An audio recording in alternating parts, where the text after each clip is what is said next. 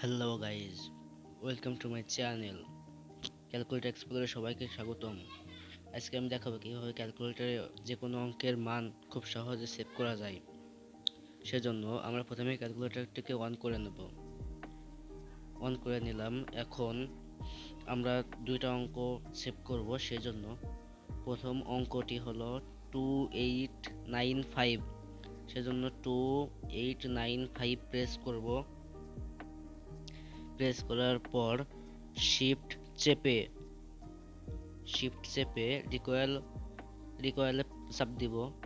রিকয়েলে চাপ দিলাম। তারপরে ওই যে এতে চাপ দিলে সেভ হয়ে গেল।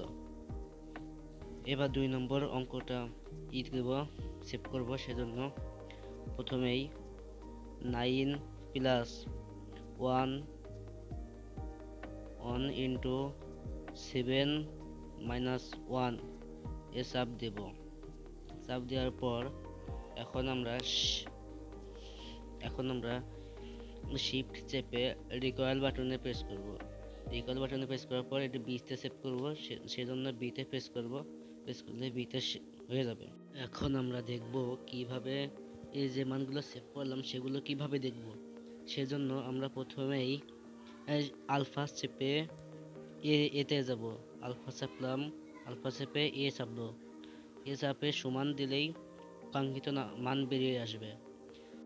এখন আমরা বির মান দেখব। সেজন্য আমরা প্রথমেই আলফা চাপবো। আলফা চেপে বিতে চাপ দিয়ে সমান প্রেস করলেই কাঙ্ক্ষিত মান বেরিয়ে আসবে। যা ওর সমীকরণ করলে এই 15 হয়, সেটা বেরিয়ে আসছে। সো এই ধরনের দৈনন্দিন বিভিন্ন ক্যালকুলেটর জনিত সমস্যার ভিডিও পেতে আমাদের চ্যানেলটিকে সাবস্ক্রাইব করুন, লাইক এবং কমেন্ট করুন।